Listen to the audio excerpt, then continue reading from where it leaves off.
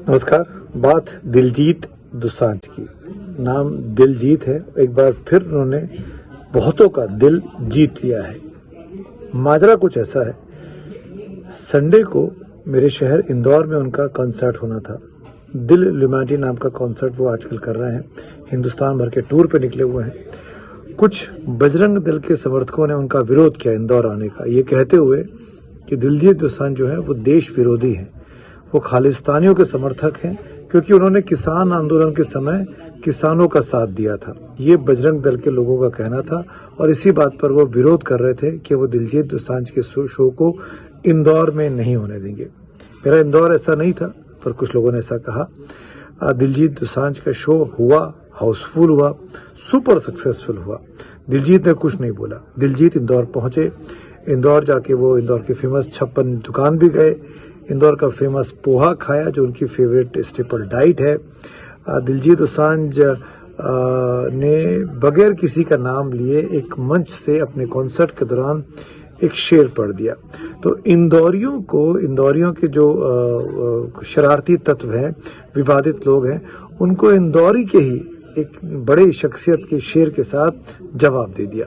दिलजीत दोसांझ ने अपने मन से कहा, अगर खिलाफ हैं होने दो, जान थोड़ी है। अगर खिलाफ हैं होने दो, जान थोड़ी है। ये सब धुआं है, आसमान थोड़े है।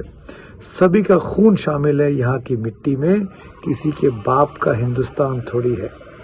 ये वही शेर जो राहत इंदौरी साहब ने लिखा, स्वर्गीय राहत इंदौरी। और ये शेर आजकल खूब चलता है, खूब वायरल है, खूब फेमस हो चुका है।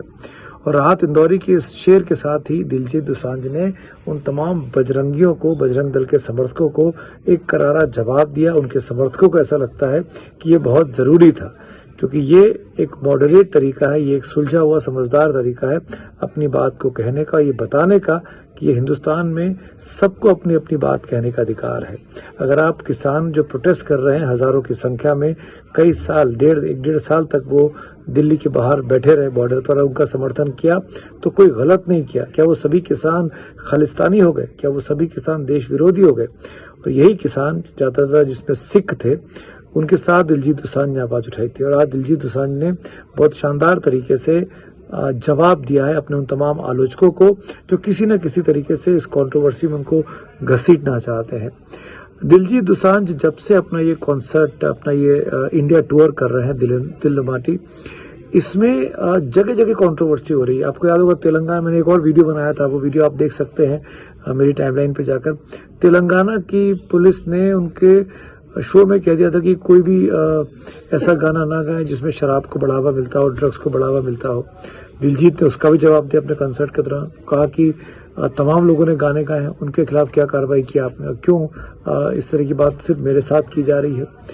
दिलजीत दोसांझ अभी कुछ दिनों पहले और सुर्खियों में आए थे, लेकिन वो अच्छी वजहों से आए थे।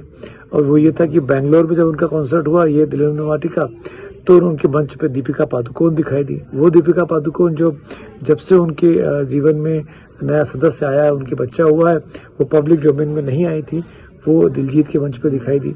उन दोनों के बीच की केमिस्ट्री बहुत अच्छी दिखाई दे रही थी, बहुत अच्छे दोस्त दिख रहे थे दिलजीत और दीपिका, डी और डी। तो दिलजीत दोसांझ ने जैसे तय कर रखा है कि वो लगभग सर का दिल जीत कर ही मानेंगे। और दिलजीत दोसांझ के इसी वजह से मुझे लगा कि आज का ये वीडियो मुझे बनाना चाहिए, क्योंकि ये मेरे शहर के बारे में है। मैं इंदौर से हूँ। इंदौर के पास उज्जैन में महाकाल का मंदिर, इंदौर के सराफा बाज़ार, इंदौर की खाने पीने की दुकानें, इंदौर का वेजिटेरियन पैराडाइज जिसको कहा जाता है, वहाँ की भुट्टे की कीस, वहाँ का पोहा, वहाँ का सराफा बाज़ार, इन तमाम चीज़ों पर अगर चर्चा ना हो इंदौर के लोगों के बीच में तो असंभव है। इनमें से ज़्यादातर जगहों पर दिलजीत गए, वो सराफा, वो 56 दुकान भी गए, उन्होंने इंदौर का पोहा भी खाया, वो उज्जैन भी गए, महाकाल के मंदिर में उन्होंने भस्म आरती में हिस्सा लिया, वहाँ पर उनकी बड़ी श्रद्धा दिखाई देती है। तो अगर दिलजीत दोसांझ इतने बड़े देशद्रोही हैं, इतने बड़े भारत विरोधी हैं, तो मध्य प्रदेश में तो पुलिस आपकी थी, भारतीय जनता पार्टी की सरकार है, देश में भारतीय जनता पार्टी की सरकार है, क्यों दिलजीत दोसांझ पर कार्रवाई नहीं कर लेते? क्यों दिलजीत दोसांझ को जेलों की सलाखों के पीछे नहीं डाल देते, जैसा कि पटना में खान सर के साथ कर दिया था, अब फिर उसको वापस लेना पड़ा। दरअसल दिलजीत दोसांझ के नाम पर कुछ कुछ जिसको आप कहते हैं ना, कुछ ऐसे लोग जो बेमतलब की सुर्खियों में आना चाहते हैं, अपनी टीआरपी बढ़ाना चाहते हैं। कुछ ऐसे लोग जानबूझ के उनके नाम पर कंट्रोवर्सी खड़ी करते हैं ताकि उनको सुर्खियां मिल जाए, ताकि वो चैनलों में और अलग अलग वेबसाइट पे और सोशल मीडिया पे अपने आप को दिखा सकें। तो ये लोग दिलजीत दोसांझ की लोकप्रियता के नाम पर नाटक कर रहे थे और उस नाटक का जवाब दिलजीत ने बहुत अच्छे से राहत इंदौरी साहब के शेर के साथ दिया।